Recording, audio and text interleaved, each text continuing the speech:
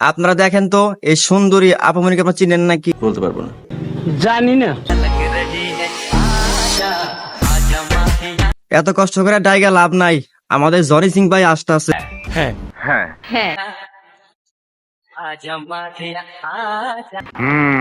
এটাই হচ্ছে আমাদের সীমা সরকার, তার নাকি জনি সিং ভাইয়ের সাথে তার লিঙ্ক বের হয়েছে। প্রমাণ দাও, প্রমাণ দাও। নিঝুম এক রাতে জনি সিং ভাইয়ের সাথে তোমার খেলা হবে অন্ধকারে। ও মা, জামাইয়ের সাথে কোনো ভিডিও বানানোর দরকার নাই, তোমার স্বামীর সাথে তুমি শর্ট ফিল্ম বানাও। বিষয়টা একটু ব্যাখ্যা করবেন? হ্যাঁ, গানের থেকে শর্ট ফিল্ম টাকা ইনকাম বেশি হবে। নাই। দেখুন আপনারা সবাই সীমা আপার শর্ট ফিল্ম ভিডিও দেখুন, পুরাই ফুল এইচডি। ভিডিও করি না গো।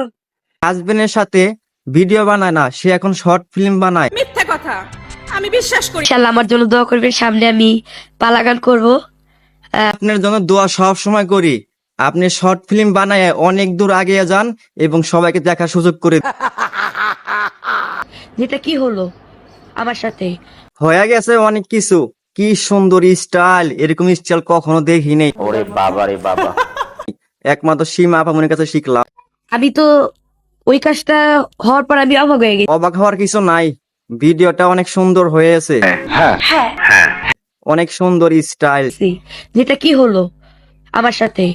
আর শর্ট ফিল্মটা অনেক সুন্দর হয়েছে, আপনার বান্ডারি ভিডিও থেকে শর্ট ফিল্ম ভিডিও অনেক সুন্দর হয়েছে। सब क्या देखना पड़ रहा है? अच्छा है मैं अंधा। সীমা আপামনি, তোমার ক্যামেরাম্যানটা বিষয়টা সুবিধার না, সে ভিডিও করতে যায় তার লাঠিটা খারাপ গেছে গা, সেজন্য লাড়াচাড়া খাইছে। ক্যামেরাম্যানটা চেঞ্জ করে নিয়েন। তুমি সত্যি বলছো? হ্যাঁ।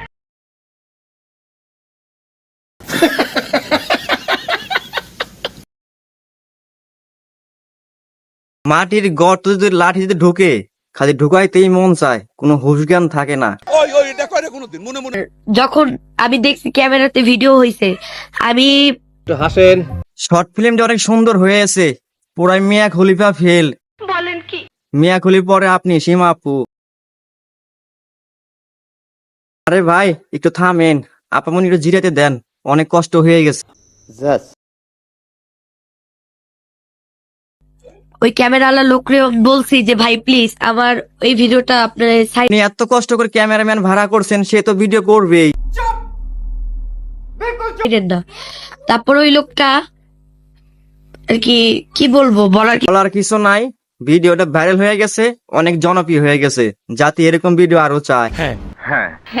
কিছু নাই। তো আমি ওরকম বুঝতে পারি নাই। মা আপামনি, আপনার তো প্রথম শর্ট ফিল্ম, তো প্রথম কষ্ট হবেই, পরে আস্তে আস্তে ঠিক হয়ে যাবে। সঠিক বলেছেন। হঠাৎ করে ওইটা যা হলো আমি এটা দেখার মতো। তোমার শর্ট ফিল্ম করার সময় ছিল না, যখন ভিডিও ভাইরাল হয়ে গেছে, এখন তুমি ফেসবুকে এসে নাকে কান্না কান্তাছো, মানুষে জানে তুমি ইচ্ছাকৃত ভিডিওটা বানাইছো। হ্যাঁ আবার ক্যামেরাম্যান ভাড়া করে রাখছো। এই যে ছেলেটা এরকম